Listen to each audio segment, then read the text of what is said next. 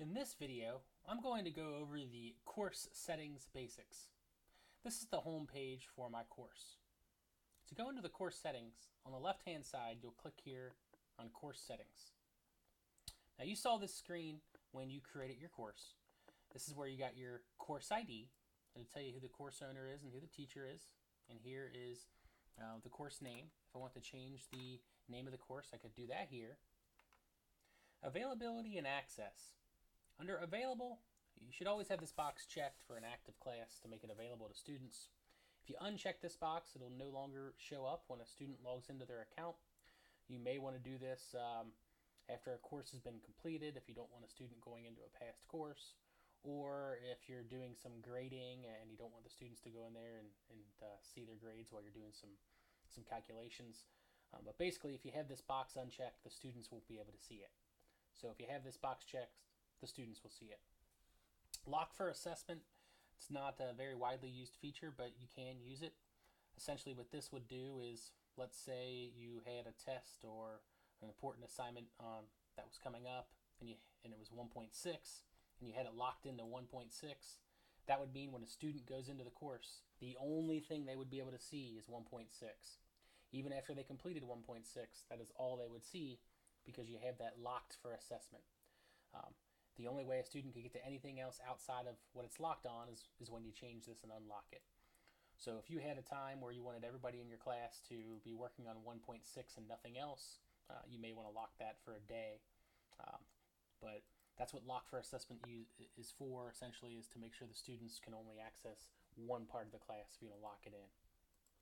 Course start and end dates. These are nice and ideal to have in there, but you don't really need to have them. As long as you have this available to students, the students will be able to see the class. When you put a start date in there, that'll be the first day that the class starts. And an end date, if you put an end date in there, that just means the students can no longer use late passes. And I can get into late passes here a little bit later on. The student would still see the course on their homepage when a student logs in, and it would just say something like course ended on March 1st. They wouldn't be able to use their late pass, but they'd be able to see the course. So if you want to put the course start and end date in here, you can do that here. Default start and end times for new items. This would be, just as it states, the start and end date for new items you create. If you create a new homework assessment, this is when it will be available on the day you create it, and this will be when it would be due. Popular time is 11:59 p.m. or when something ends. And right now, this is no key required for members. If anybody else wanted to, any of my other colleagues wanted to copy my course, they could do so. If you want to require an enrollment key, you check this box. If you want to have no key required, so anybody from any school could use it, you could use this box. So that's what these options are here for. LMS integration. If you want to integrate this into Canvas or the Blackboard, you click right here for integration setup instructions, and you'd follow these instructions for Canvas, Blackboard, or D2L, and your key and secret is right here. So you click here and follow these instructions. You may want to reach out to your LMS admin for assistance with this.